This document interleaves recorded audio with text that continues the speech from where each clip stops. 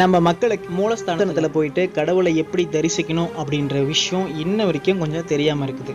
நீங்கள் மூலஸ்தானத்துக்கு போயிட்டு நிறைய பேர் கண்களை மூடிக்கிறீங்க, கண்களை மூடி தரிசிக்கிறீங்க. ஆனால் இப்படி தரிசித்தா பூரண பலன் கிடைக்காது. நீங்கள் மூலஸ்தானத்தில் போயிட்டு அங்கே இருக்கிற விக்கிரகத்தை கண்ணால் பூரணமாக தரிசித்து தான் நீங்கள் வணங்கணும்.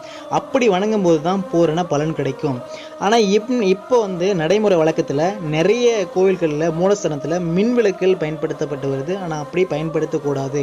நம்ம நெய் விளக்கோ அல்லது எண்ணெய் விளக்கோ தான் நீங்கள் பயன்படுத்தணும். அப்படி பயன்படுத்தி வணங்கும் போது தான் பூரண பலன் கிடைக்கும் அப்படின்னு சாஸ்திரங்கள் சொல்லுது. இதுக்கு பின்னாடி ஒரு அறிவியல் காரணம் இருக்குது.